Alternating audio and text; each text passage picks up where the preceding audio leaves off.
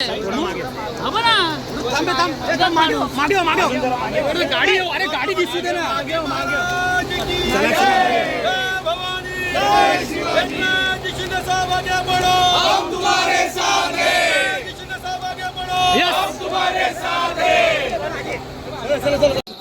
आनंद आहे की वाढदिवसाचं माझ्या औचित्य साधून अनेक उपक्रम लोकाभिमुख या ठिकाणी सुरू होत आहेत।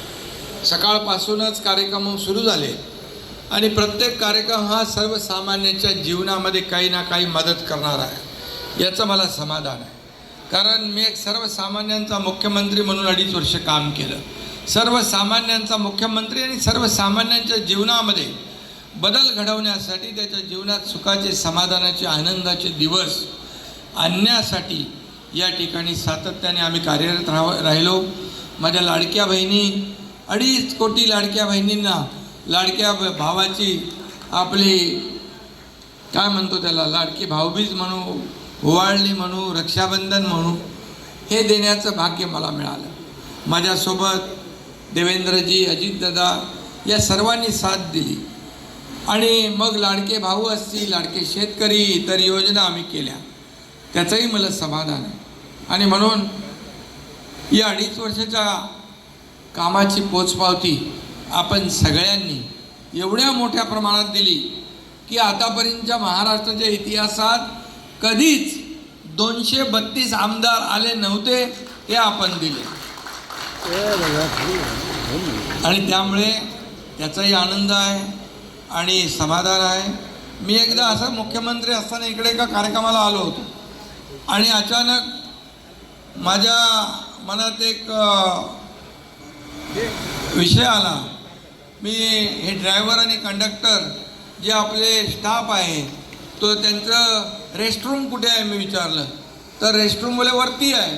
मग मी रेस्टरूममध्ये गेलो, तिकडे बघितलं टॉयलेट बाथरूम स्वच्छ नव्हते, सगळे असे मध्ये मध्ये कपडे लटकवले होते, खाली अशा सतरंजा टाकल्या होत्या जमिनीवर आणि असे आपले लोक झोपत होते। मला वाटतं त्यावेळेस कोण कुशेकर का कोण कुसेकर होते, पराग जैन आणि कुसेकर होते। त्यांना मी सांगितलं गरम पाणी नव्हतं आणि AC बीसी तर काहीच नव्हती, गरममध्ये पूर्ण एवढी गरमी आणि त्याच्यामध्ये आपले एसटी ड्रायव्हर कंडक्टर तिथे थांबणार, थंड पाण्याने आंघोळ करणार। मी पराग जैन आणि कुशेकरांना विचारलं तुम्ही कुठल्या पाण्याने आंघोळ करता, थंड पाण्याने का गरम पाण्याने? बोले गरम पाण्याचा शॉवर असतो। मी बोले इथं काय हे माणसं नाहीत काय? मी बोललो ताबडतोब हे सगळं मला बदलून पाहिजे आणि या सगळ्या रेस्टरूममध्ये एअर कंडिशन रेस्टरूम पाहिजे।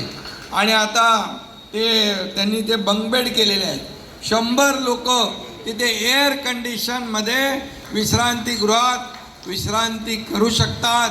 अशा प्रकारचं चांगलं विश्रांतीगृह झालं, टॉयलेट बाथरूम चांगले आहेत, फक्त त्याची स्वच्छता भीमनवारजी आणि आपण महाजन ती स्वच्छता नीटनेटकी टाप आपलं घर कसं आपण स्वच्छ ठेवतो तसं तुम्ही आउटसोर्सिंग करा, पण स्वच्छ सगळं ठेवा।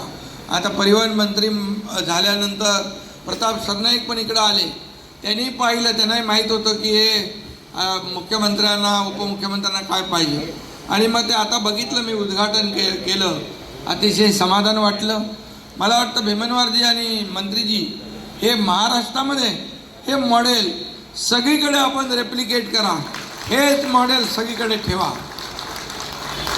कारण शेवटी ड्रायव्हर गाडी चालवतो, कंडक्टर त्याच्याबरोबर असतो, त्याला जो काही ताण असतो, त्याला जेव्हा विश्रांती मिळते तेव्हा शांतपणे घरी जरी एअर कंडिशन नसला तर इथं एअर कंडिशन मात्र सरकारने देण्याचं काम तुम्हाला केलेलं आहे आणि तुमच्याकडून आम्हाला अपेक्षा आहे चांगल्या सेवेची।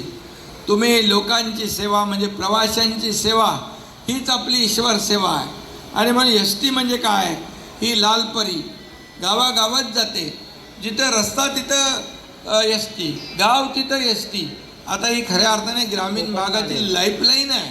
आता तर आपले इलेक्ट्रिक व्हेकल येत आहेत, 5000 गाड्या येत आहेत, दरवर्षी काहीतरी येणार आहेत, याच्यामध्ये वाढ होत राहणार आहे। एसटीचा नक्षा पूर्ण चेहरा मोहरा आपल्याला बदलायचा आहे आणि म्हणून मला आठवतं आहे जेव्हा तुमचे डेपोमध्ये खूप खड्डे होते पावसामध्ये पाण्यात चिखल लोकांच्या अंगावर उडायचा, तेव्हा मी MIDCचे मंत्री, उद्योग मंत्री उदय सामंत यांना सांगितलं, अरे तुमचं डिपार्टमेंट नसलं तरी सुद्धा शेवटी आपली जिम्मेदारी आहे की प्रवाशांना चांगली सेवा देणं आणि या ड्रायव्हर कंडक्टरना देखील त्या ठिकाणी चांगल्या सुविधा देणं. त्यांनी लगेच 500 कोटी रुपये ताबडतोब त्यावेळेस STकडे वर्ग केले आणि आता डेपोचं जे आहे, खालचा डेपोचा जे कॉन्क्रिटीकरणाचं काम सगळीकडे सुरू आहे आणि मला त्याचंही समाधान आहे. शेवटी आता मी मंत्री महोदयांना सांगितलेलं आहे, मला जे डेपो आहे हे डेपो अतिशय अद्ययावत पाहिजे. जसं आपण एअरपोर्टमध्ये जातो तसा आपला बसपोर्ट झाला पाहिजे आणि लोकांना वाटलं पाहिजे आम्ही कुठं आलो आहे, अरे एअरपोर्ट आहे का बसपोर्ट आहे. पण हे आता याच्यामध्ये देखील आपण काम करा आणि या संपूर्ण STचं जे चेहरामोहरा आहे ही गरिबाची ST आहे. गोरगरीब प्रवास करतात त्याच्यामध्ये. अरे आपलं सरकार कुणासाठी? गोरगरिबांसाठीच आहे.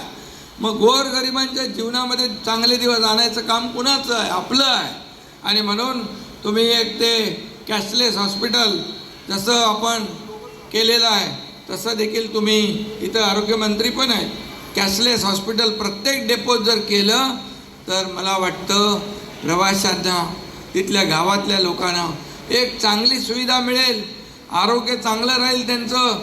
आणि आपण जसं बाळासाहेब ठाकरे आपला दवाखाना मुंबईसह राज्यभरात केला, त्याची व्याप्ती मंत्री महोदय अजून वाढवायची आपल्याला आणि चांगलं त्याच्यामध्ये आणखी अपग्रेडेशन करायचं आहे. PHCचं अपग्रेडेशन करायचं आहे, स्मार्ट PHC करायची आहे, आरोग्य सुविधा चांगल्या द्यायच्या आहे आणि परिवहन सेवा देखील आपल्याला 5 स्टार करायची आहे. 5 स्टार परिवहन सेवा ही ज्या दिवशी एक डेपो आपण घ्याल तो डेपो डेव्हलप करा, तुमच्या STला पण त्याच्यातून